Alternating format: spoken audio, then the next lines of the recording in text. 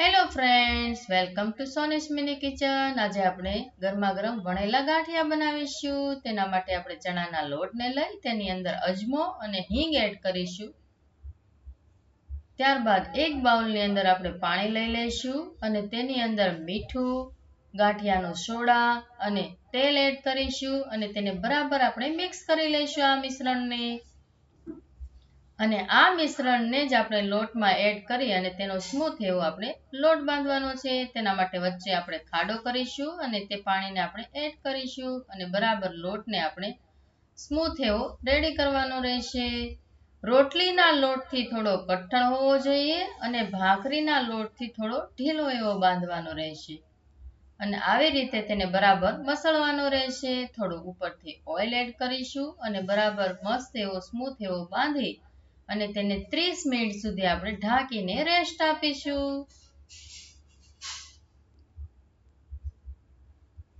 આવી રીતે મસ્ત એવો સ્મૂથ એવો રેડી કરવાનો રહેશે.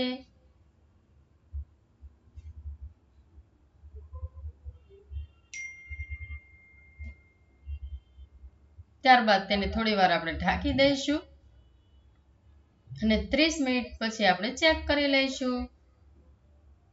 ત્યારબાદ આપણે ઓઇલ ગરમ કરવા માટે મૂકીશું અને આ જે લોટ છે તેમાંથી એક લોયો આવી રીતે લેવાનો રહેશે અને તેની ઉપર આપણે મરીને અધકચરા વાટીને લઈ અને તેની ઉપર આપણે મિક્સ કરવાના રહેશે, જેથી ખાવામાં ખૂબ જ એવા ટેસ્ટી લાગશે ગાંઠિયા. આવી રીતે લોટને બરાબર મસળતું રહેવાનું રહેશે.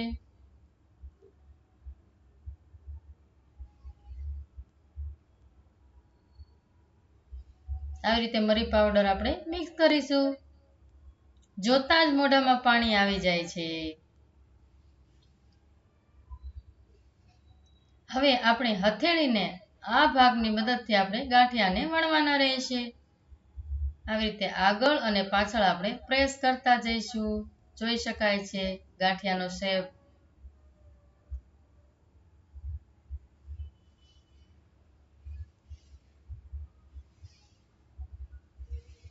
ત્યારબાદ આપણે તેને ઓઇલની અંદર ફ્રાય કરી લઈશું.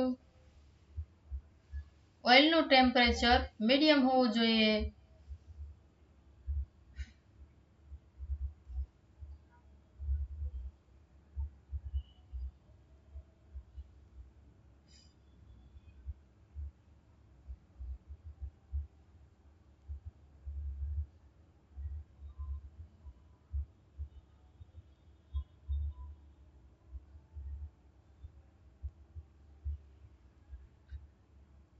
આવી રીતે બધા જ ગાંઠિયાને આપણે રેડી કરી લઈશું અને તેને આપણે તેલની અંદર ફ્રાય કરી લઈશું.